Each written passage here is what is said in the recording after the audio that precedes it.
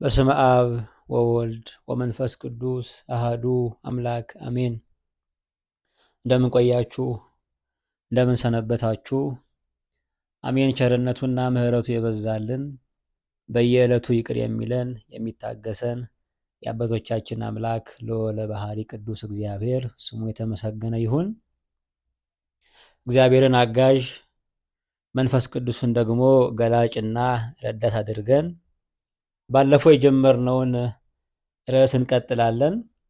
የምንመማርበት ርዕስ የተናቁትን የሚያከብር የሚል ይሆናል። ሁለተኛውን ክፍል እንቀጥላለን። መጽሐፈ ነገሥት ካልዕ ምዕራፍ 7 ከቁጥር 1 እስከ ቁጥር 7 ያለውን የመጽሐፍ ቅዱስ ቃል በመንፈሱ ነን እናነባለን። ቅዱሱ የእግዚአብሔር መንፈስ ያግዘን። ኤልሳዕም የእግዚአብሔርን ቃል ስሙ፣ እግዚአብሔር እንዲህ ይላል፣ ነገ በዚህ ጊዜ በሰማርያ በር 1 መስፈሪያ መልካም ዱቄት በ1 ሰቅል፣ 2 መስፈሪያ ገብስ በ1 ሰቅል ይሸመታል አለ። ንጉሡም በእጁ ተደግፎ የነበረ አለቃ ለእግዚአብሔር ሰው መልሶ እነሆ እግዚአብሔር በሰማይ መስኮቶች ቢያደርግ ይህ ነገር ይሆናልን? አለው። እርሱም እነሆ በዓይኖችህ ታየዋለህ፣ ከዚያም አትቀምስም አለ። በበሩም መግቢያ 4 ለምጻም ሰዎች ነበሩ።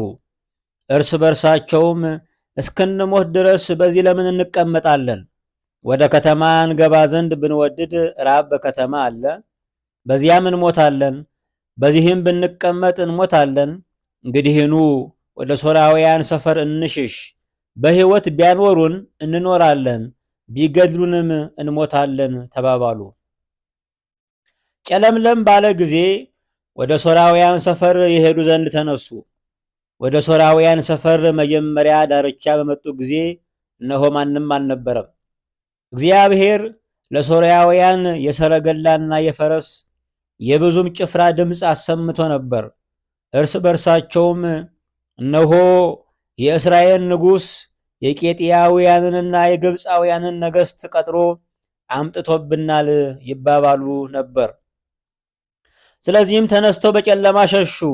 ድንኳኖቻቸውንና ፈረሶቻቸውን አህዮቻቸውንና ሰፈሩን እንዳለ ትተው ነፍሳቸውን ያድኑ ዘንድ ሸሹ።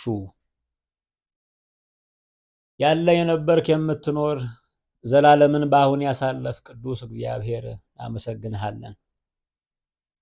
ቅዱስ አባት ሆይ የሁሉ ጻድቅ፣ የሁሉ ጌታ፣ የሁሉ መድኃኒት እንደሆንክ እናምናለን። አንተን ያየ አፍሮ አያውቅም። አንተን ያሰበ ጌታዊ ጎሎበት አያውቅም። ሁሉ ሲጎድል የምትሞላ ሁሉ ሲያንስበት የምታሳርፍ አንተ ነህና እናመሰግንሃለን።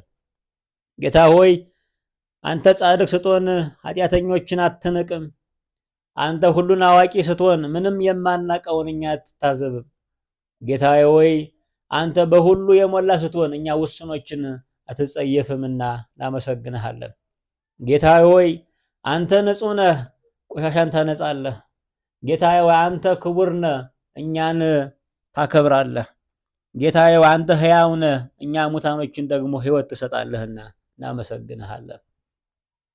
የተከበር ቅዱስ እግዚአብሔር ሰውን የምትወድ ነገራችን በከንቱ እንዳይፈጸም ዘመናችን ሁሉ ጌታዬ ሆይ ለማይረባ ነገር እንዳይሰጥ የምናየው የምንሰማው ሁሉ እንዳይወስደን አንተን ማየት አንተን መስማት ብቻ እንዲማርከን አቤቱ ልቦቻችን በሙሉ በአንተ ይማረኩ፣ በአንተ ይመሰጡ፣ አንተን ማፍቀር ይሁንላቸው።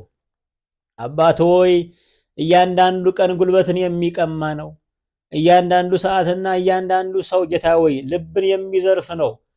የምንሰማው የዓለም ቋንቋ የምንሰማው የህይወት ሁሉ ዕውቀት ጌታ ሆይ ካንተ የሚያሳንስ ነው። አባት ሆይ አንተ እንድትማርከን መንገዳችን ክፈት። ጌታ ሆይ ይሄን ቃል ለሚሰሙ ይሄን ቃል ለሚያደምጡ የህይወት በረከት እንዲሆንላቸው የቤታቸው ጓዳ እንዲሞላ ሸለቋቸው እንዲደለደል ተስፋ የቆረጠ ተስፋ እንዲያደርግ ሞትን የሚመኝ ጌታ ሆይ ሕያው ክርስቶስ እንዳለለት ሕይወት እንደሞተለት አስቦ ደግሞ ተስፋ እንዲያደርግ አቤቱ እንማጸንሃለን። ጌታ ሆይ ከኛ ማጉደል ካንተ መሙላት ጎሎ አያውቅም። ጌታዬ ወይ ከኛ መጥፋት ካንተ መፈለግ ጎድሎ አያውቅም። ጌታዬ ወይ ከኛ መበደል ካንተ ማንጻት፣ ከኛ መቆሸሽ ካንተ ደግሞ ጌታ ወይ ጽድቅን መስጠት ጎድሎ አያውቅምና እናመሰግንሃለን። የማትታክት ወዳጅ፣ የማትሰለይ ተሸካሚ፣ የማትክዳ አፍቃሪ ነህና እናመሰግንሃለን። ጌታዬ ሆይ ሺህ ምዕራፍ ሺህ ዘመን ካንተ የምንርቅ በየዕለቱ ካንተ የምንጎድል ልጆችን ስለታዘብከን ታዝበ ስላልቀረ ጌታ ሆይ እናመሰግንሃለን። ኃጢአታችንን የጠላ እኛን የምትወድ ግፋችን የተጸየፍክ እኛን ግን ያፈቀርክ ጌታ ሆይ እናመሰግንሃለን። ቅዱስ አባት ሆይ ለእኛ የሕይወትን ቃል ስፈርልን፣ ለሚሰሙ ደግሞ ክርስቶስ መድኃኒት የሕይወታቸው ሙላቱን። አቤቱ ክርስቶስ ሆይ እናመሰግንሃለን። ለሀገራችን ሰላም፣ ለቤተ ክርስቲያችን ደግሞ ክብርና ቸርነት ጨምረላት። ቅዱስ ያው እግዚአብሔር ጉባኤያችን በስም የተባረከ ይሁን። የእግዚአብሔር አብ ፍቅር፣ የጌታችን የኢየሱስ ክርስቶስ ጸጋ፣ የመንፈስ ቅዱስ ኅብረት ከሁላችሁ ጋር ይሁን ለዘላለሙ አሜን። የአምላካችን የእግዚአብሔር ስም የተባረከ ይሁን። ርዕሳችን የተናቁትን የሚያከብር የሚል ነው። ባለፈው እንዳየነው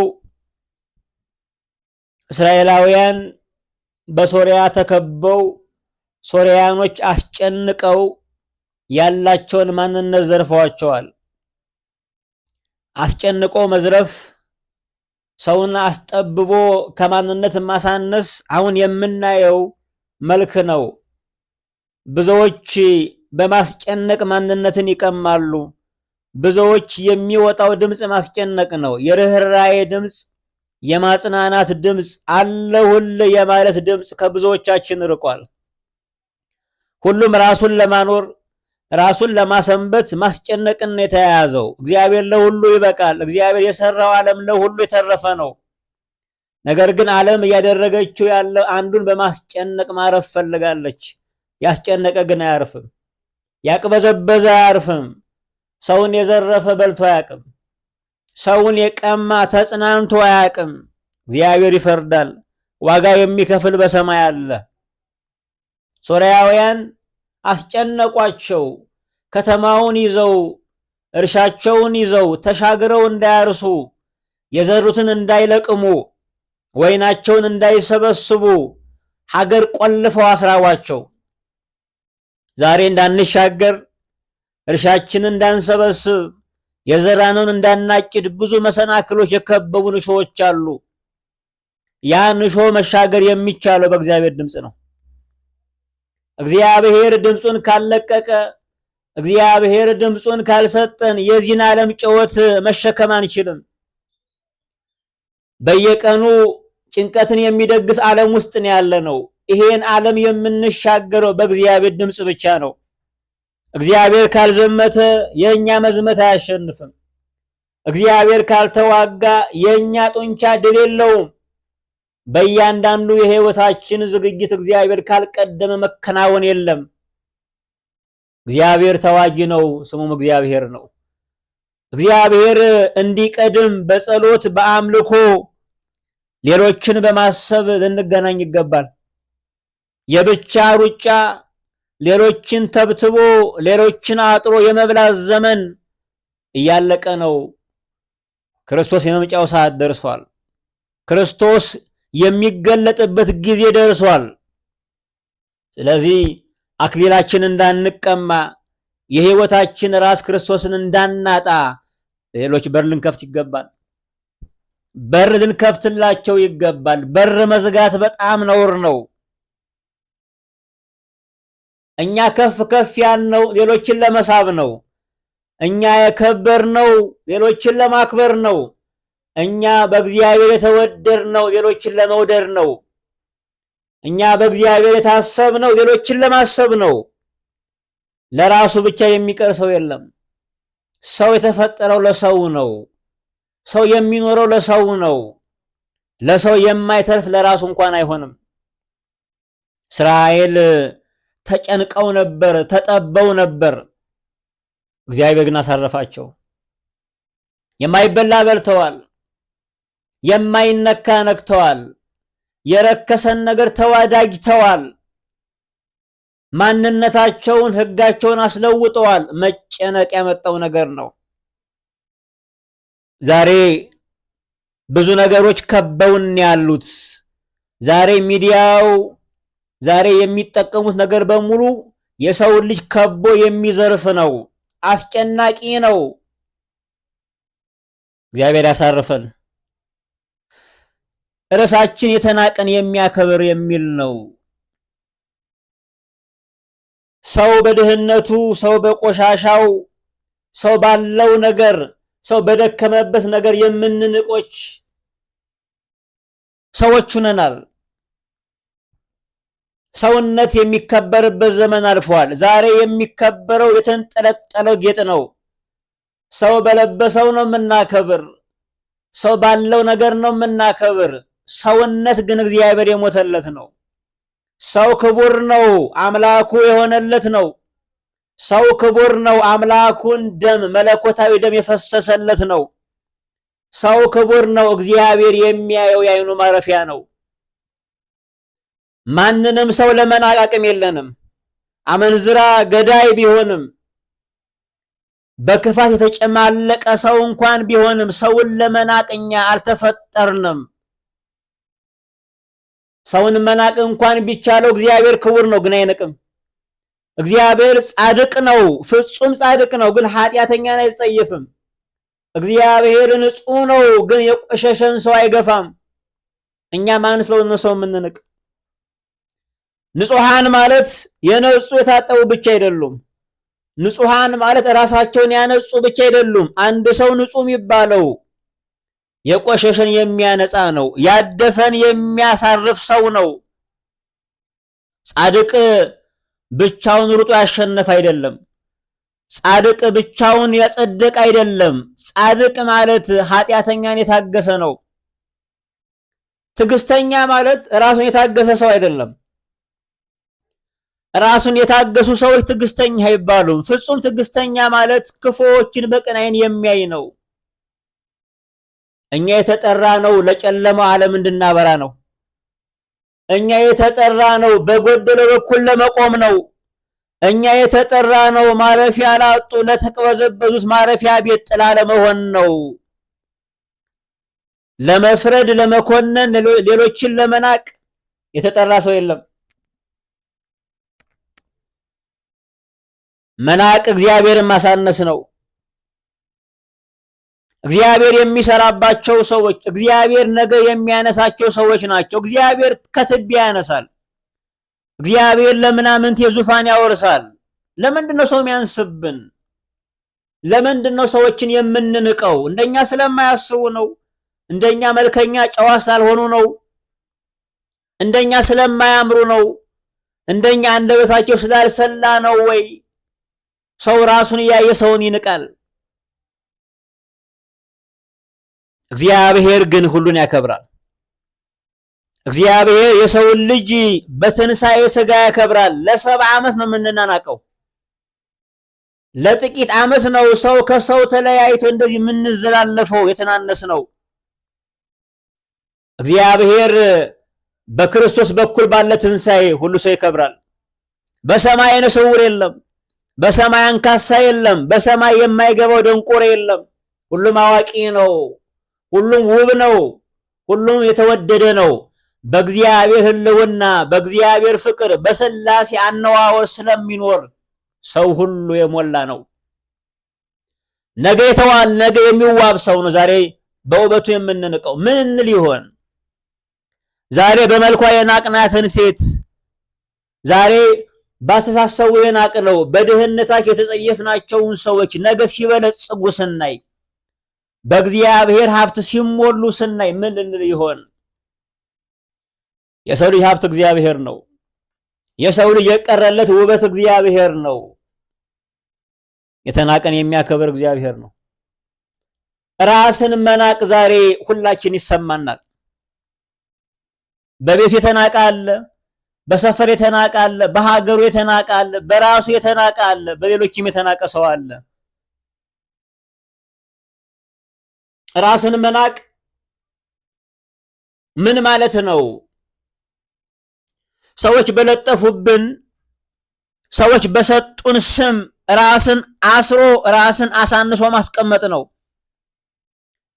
ሌሎች ከደረሱበት ስላልደረስን በዚያ በኩል ባለመድረሳችን፣ ሰዎች የያዙትን ወንበር ባለመያዛችን ራሳችን መዝነን እናቀለዋለን። ራስን መናቅ ኃጢአት ነው። ራስን መናቅ ራስ ላይ መንገድ መዝጋት ነው። ራስ ላይ መጓተት ነው። ሰው ራሱን ለምን ነው የሚንቀው? ራስን መናቅ ነገህን ቀድሞ ማጨለም ነው። በአንተ የሚሰራውን እግዚአብሔር እንደማይሰራ ማድረግ ነው። አክብሮ የፈጠረን እግዚአብሔር አዋርዶ ማየት ነው። ብዙዎቻችን ከሰው አንሰው ባደጉ ሰዎች፣ ከሰው አንሰው ባሳደጓቸው ወላጆች ተስፋ ቆርጠው ያሉ ሰዎች አሉ። ራሳቸውን የሚንቁ ሰዎች አሉ።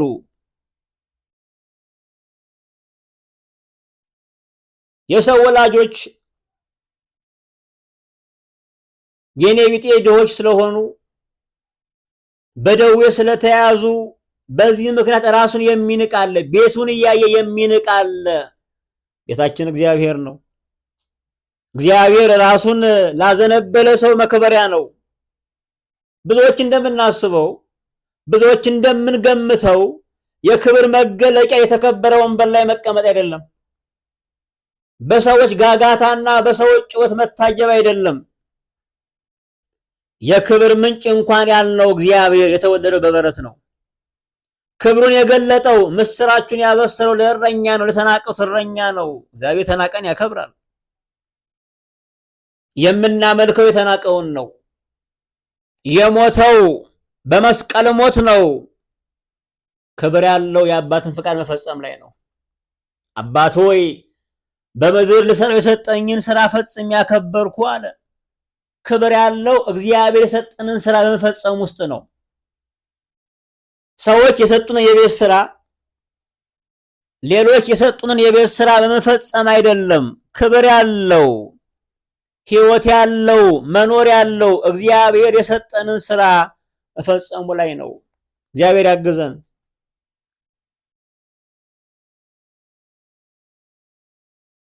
ክብር ያለው ሰው ሰዎች የሚደግፉትን የሰውን ልብ የሚነሽጠውን ሳይሆን እውነትን የመሰከረ ሰው ነው። ለሰው ነው የምንታለለው እኛ። ሐዋርያት ሁሉ ስንመለከት በተዋረደ ሞት ነው የሞቱት። እንደ ወንበዴ ነው የተናቁት። ክብር ያለው እውነትን ማገልገል ላይ ነው። ክብር ያለው የእግዚአብሔር ሐሳብ ማገልገል ላይ ነው፣ የሰውን ሐሳብ አይደለም። አትሸወዱ። በእውነት ክብር ያለው እግዚአብሔር ማገልገል ውስጥ ነው። በውስጣችን የሚፈልቀው የህይወት ውሃ ስለሆነ ማንም ቢንቃችሁ ራሳችሁን መናቅ የለባችሁም። በእኛ ውስጥ ያለው እኮ እግዚአብሔር ነው። የሞተልን የሚወደን እኮ ክርስቶስ አለ። መጠጊያችን መኖሪያችን እኮ ክርስቶስ አለ። ለምንድን ነው ራሳችሁ የሚያንስባችሁ? ብዙ ሰው እንመለከታለን ራስን ማጥፋት ላይ ደርሷል፣ ተስፋ ቆርጧል። ምክንያቱም ራስን ማጥፋት መነሻው ራስን መናቅ ስለሆነ በቃ በዚች ምድር ላይ የኔ መኖር ዋጋ የለውም የሚሉ ሰዎች አሉ። ለማንም ምንም የምጨምረው ነገር የለም፣ እኔ ለሁሉ ሰው ጎዶሎ ነኝ፣ በረከት የለኝም የሚሉ ሰዎች አሉ። ዙሪያውን ሁሉ መና አድርገው ሁሉን ነገር አጽድተው ባዶ አድርገው ራሳቸው ላይ የሚወስኑ ሰዎች አሉ። ወንድሞቼ እንኳን የሰው ልጅ እንኳን ክቡሩ የሰው ልጅ ፍጥረት ለዘመናት የተቀመጠ ቋጥኝ እንኳን ጥቅም አለው። አረም እንኳን የማናቀው ጥቅም አለው። እግዚአብሔር ምድር ላይ የዘራው ሁሉ ነገር ጥቅም አለው። እንኳን ክቡሩ ሰው፣ ገዢው ሰው፣ የእግዚአብሔር መልክ ያለው ሰው አረም እንኳን ጥቅም አለው። ራሳችሁ አይነስባችሁ። እግዚአብሔርን ካላየን ራሳችን ያንስብናል። የሰው ልጅ ክብሩ፣ የሰው ልጅ መልኩ እግዚአብሔርን ማየት ነው። እግዚአብሔርን ለማየት ያብቃን። በእውነት ማንም ቢንቃችሁ ራሳችሁን አትናቁ። ዋጋ አላችሁ። የሰው ልጅ ዋጋ አለው። ዋጋ የሚከፍል እግዚአብሔር አለው። እኛን ብቻ በማየት የሚኖሩ ብዙ ሰዎች እኮ አሉ። እኛ ሳናውቅ እኛን አይተው እኛ ለነሱ ጌጥ ሆነን መስታወት ሆነን እኮ የሚኖሩ ሰዎች እኮ አሉ። ሁሉም ሰው ዋጋ አለው። እግዚአብሔር በምድር ላይ ያስቀመጠው ትንሽ ሰው አያውቅም። በእውነት እግዚአብሔር ምድር ላይ የሚያኖረው ትንሽ ሰውን አያውቅም። ከትልቁ እግዚአብሔር ትንሽ ነገር አልተፈጠረም። ከተከበረው እግዚአብሔር የተዋረደ ሰው አልተፈጠረም። ሁሉም ሰው ክቡር ነው። ሁሉም ሰው የተከበረ መልካም ነው። አይነስባችሁ ራሳችሁ። የትኛውም ሰው በምድር ላይ ትቶት የሚሄደው ሽታ አለ። ሁሉም ሰው ምድር ላይ የሚያስቀረው ትዝታ አለ። ሰው ክቡር ነው። ራስን መናቅ የሚያከብረውን መናቅ ነው። በእውነት ራስን መጣል የሚያነሳውን እግዚአብሔርን መጣል ነው። ሌሎችን መናቅ ብቻ አይደለም፣ ራስን መናቅም ዛሬ በዝቶ ነው ያለው። ይህ ስሜት ሁላችንም ላይ የሚፈጠር ነው እኮ። በሆነ ጊዜ ይፈጠራል፣ ይመነጫል። ይሄ ሐሳብ ይደርስብናል፣ ይሄ ሐሳብ ይከሰታል። ነገር ግን ሰውን ከሰው የሚለየው ስሜቱን የምናስተናግድበት መንገድ መለያየቱ ነው። አንዱን ይነቅለዋል፣ አንዱን ይተክለዋል፣ አንዱን ያጠፋዋል፣ አንዱን ይሰራዋል። ራስን መናቅ ይፈጠረ በሁሉም ሰው። በህይወት እንግልት ውስጥ ስንራመድ፣ ደግነታችን ሲከሰስ፣ ክፉዎች ሲበለጽጉ ስናይ ራስን መናቅ ይፈጠራል። ድካማችን ዋጋ ሲያጣ፣ ሰው የምናደርገው ነገር አልገባው ሲል ራስን መናቅ ይፈጠራል። የሚያከብር እግዚአብሔር ነው። ዋጋ የሚከፍል እግዚአብሔር ነው። ስራህን የሚያውቅ እግዚአብሔር ነው። ድካምህን ጥረትህን የሚያውቅ እግዚአብሔር ነው። ሰው አወቀ አላወቀ አትድከም። ሰው ዋጋ አይከፍልም። ዋጋ ያለው በእግዚአብሔር እጅ ነው።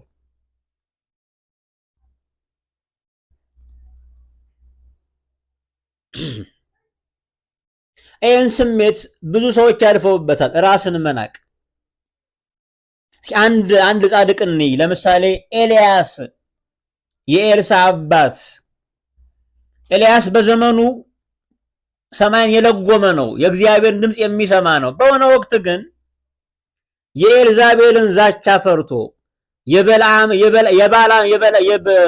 በዓል የሚባል ይሄ ጣዖት አማልክት ነበረ እና የበዓልን ጣዖታት ስለጨረሰ ኤልዛቤል ዛተችበት እና የኤልዛቤልን ዛቻ ፈርቶ ጌታን ግደለኝ ብሎ ለምኗል።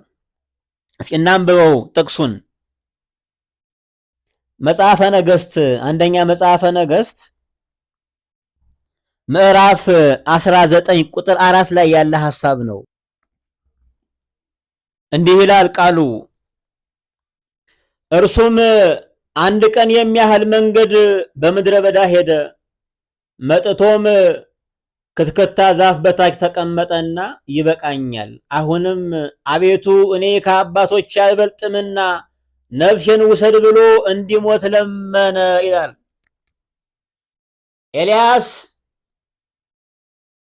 የሚያደርገው መልካም ነገር ለእግዚአብሔር መታገሉ አድክሞት፣ የጠላት ዛቻ አስፈራርቶት፣ ሰው ስለሆነ ስለደከመው አሁን ይበቃኛል አለ። በቃ ውሰደኝ፣ እኔ ከአባቶች አልበልጥም አለ።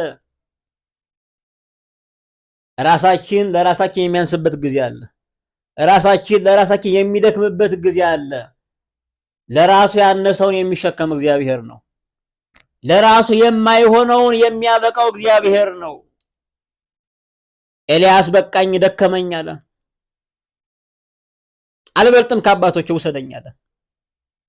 እግዚአብሔር ግን የሚደንቅ እንኳን ልትሞት አለው። እንኳን ልትሞት ንጉሥ ትቀባለህ አለው። ሂድ አለው፣ ላከው።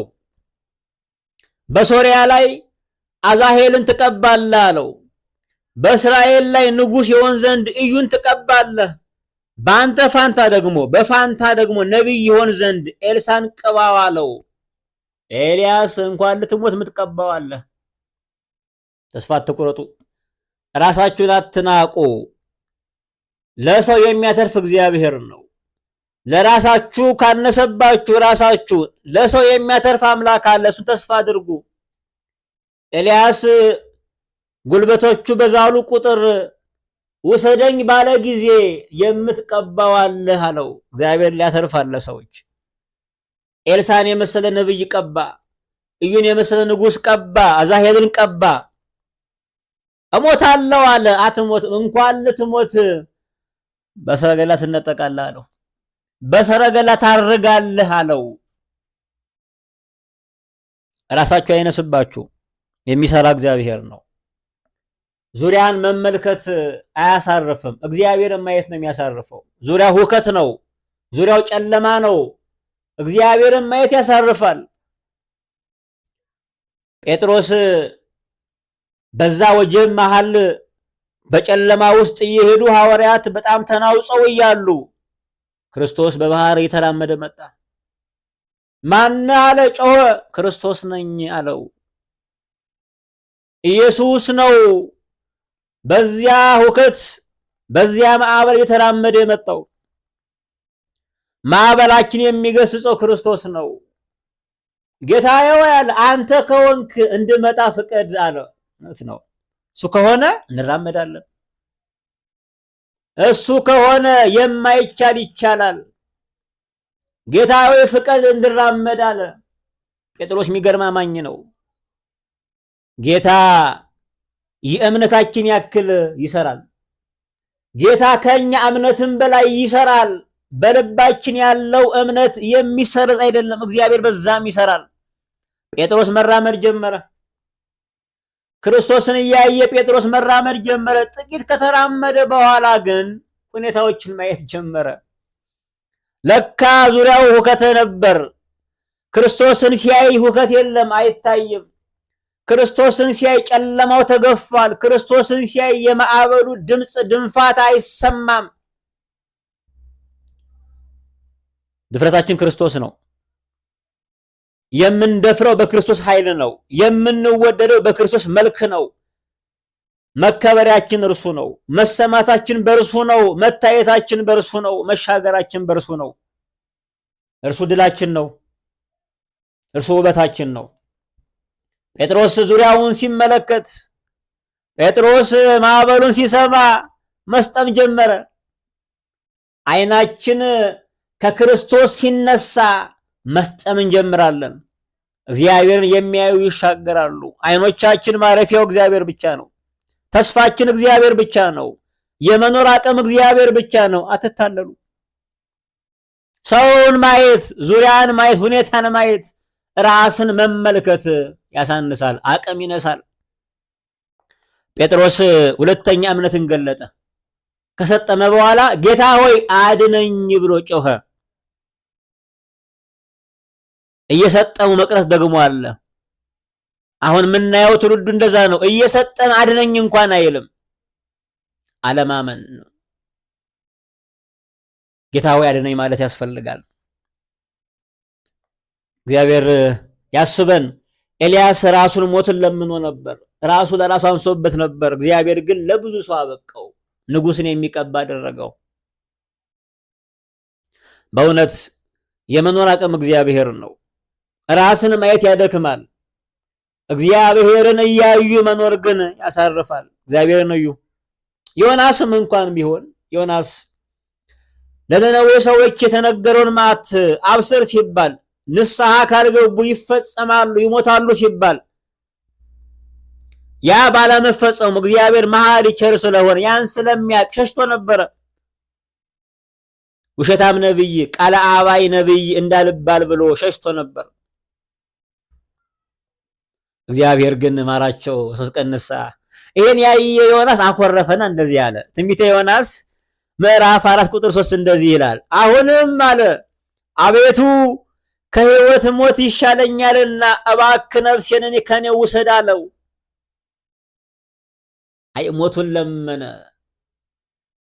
ያልነው ባለመፈጸሙ ራስን መናቅ፣ የተናገርነው ለሕዝብ ያወጅነው ባለመፈጸሙ ራስን መናቅ ሊፈጸም ይችላል። ግን የላከን እግዚአብሔር ነው። እግዚአብሔር ያደረገው ሁሉም እውነት ነው። እግዚአብሔር ያለው ይበልጣል እኛ ከተናገር ነው። እውነት ነው። በህይወት እንግልት ውስጥ ለደግነታችን በሚከፈል ስደት ተማረን ራስን መናቅ ሊፈጸም ይችላል። እግዚአብሔር ያግዘን በእውነት ራሳችን እንዳያንስብን። ያልነው ባለመፈጸሙ የተናገርነው ባለመሆኑ መናቅ ይሰማናል። ሰው ምንም የለውም እኮ ሰው ቢናገር የተነገረውን ነው። ሰው ቢያስተምር የተማረውን ነው። በእውነት ምንም ቢናገር ሰው የሰማውን ነው። ሰው ቢያደርግ ያየውን ነው። ሰው ቢያወጣ የተቀበረውን ነው። በእኛ የተጀመረ በረከት የለም። በሁሉ ያለፈ ነው። የተለየ ክብር ያለው የሰው ልጅ የለም። ክብራችን ክርስቶስ ነው። ዮናስ ራሱን ንቆ ነበር። ውሰደኝ ብሎ ነበር። ለሁሉም መልስ ያለው ከእግዚአብሔር ዘንድ ነው። በእውነት ለሁሉም መልስ ያለው በእውነት እግዚአብሔር መንገድን የሚከፍት አምላክ ነው። በእግዚአብሔር የማያርፍ ማንም አያሳርፈውም። እግዚአብሔር ያግዘን። ብዙዎቻችን ባለማማራችን፣ በእውነት ባለመማራችን፣ በድህነታችን ቁመን መሄድ ባለመቻላችን ባለን ሁናቴ ብዙ ጉድለት ተሰምቶን ያን የሚሰማን ስሜት ንቀት ያመጣብናል። ራስን መጸየፍ ያመጣብናል። እኛ ምድር ላይ ሁሉን ካልጠገብን ብለን ነው እንጂ እኛ ምድር ላይ ሁሉን ካላየን ብለን ነው እንጂ እግዚአብሔር የሚያከብርበት አለ። በእግዚአብሔር ሕልውና ውስጥ ሁሉ አይናማ ነው። ሁሉ ክቡር ነው። ሁሉን የሚችል ነው። ሁሉ የሚያውቅ ነው። ሁሉ ባለ ብርሃን ነው። ሁሉ ተወዳጅ ይሆናል። በእውነት ሰማይን አስቡ፣ ምድርን አታስቡ። ዛሬ ጎደለብን ሁሉ በትንሣኤ እንከብራለን፣ በትንሣኤ እንቀበላለን።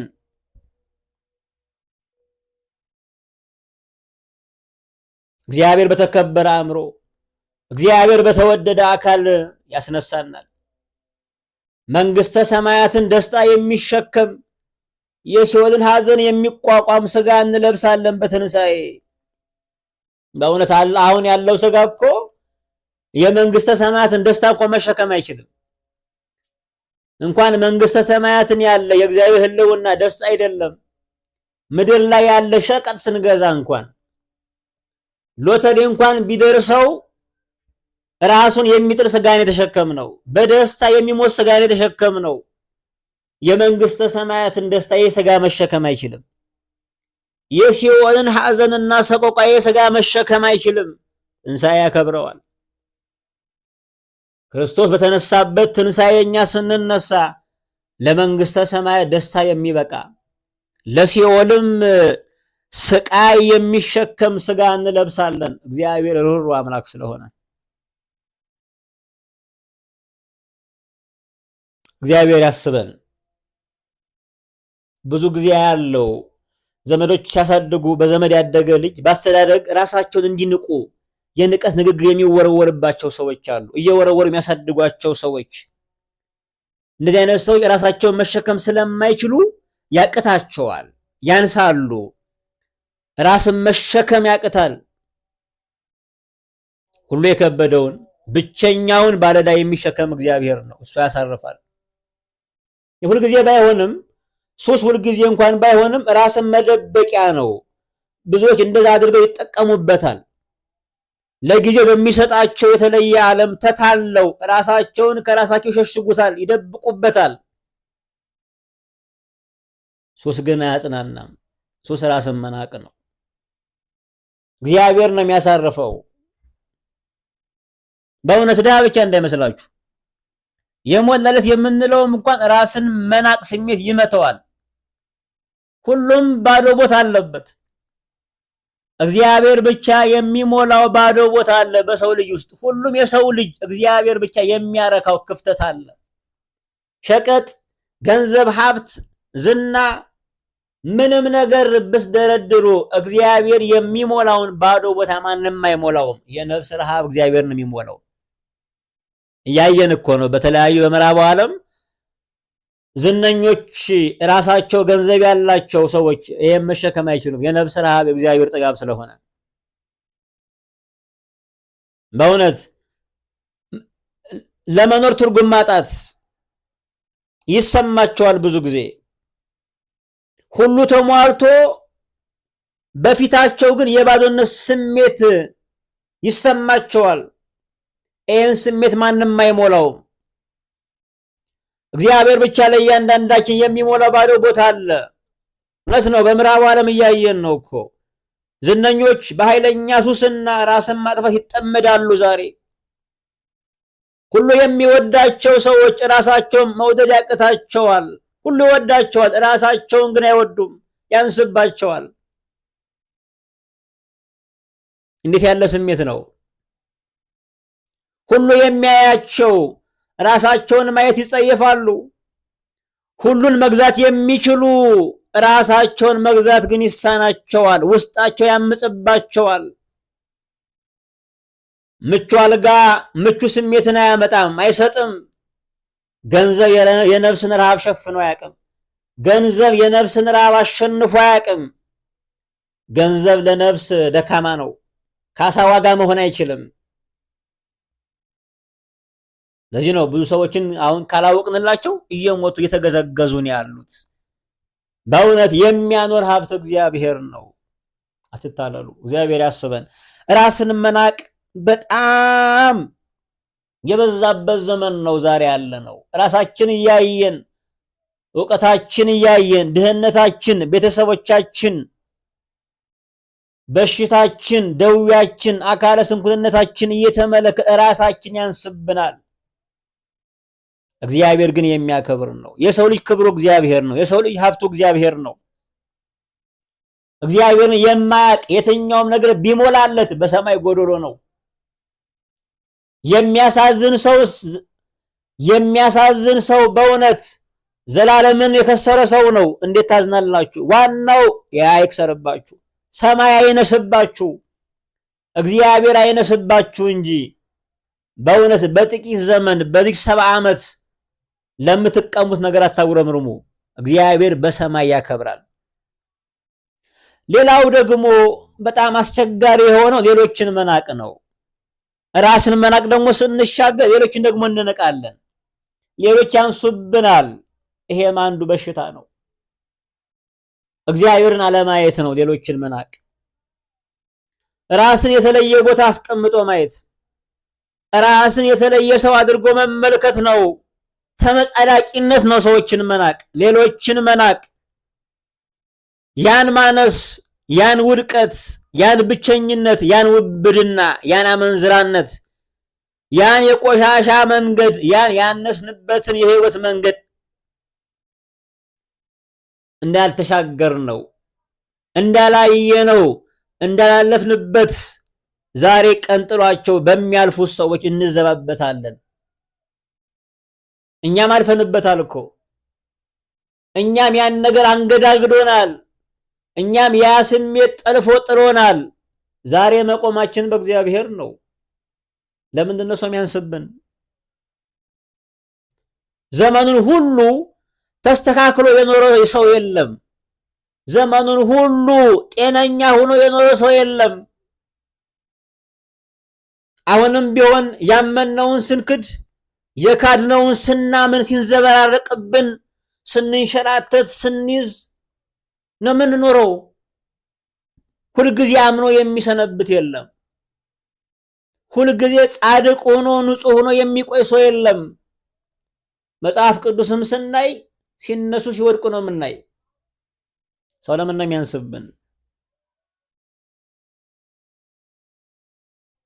የሰው ልጅ በትንሽ ቃል የሚያርፍ በትንሽ ቃል ሲታወክ የሚኖር ነው።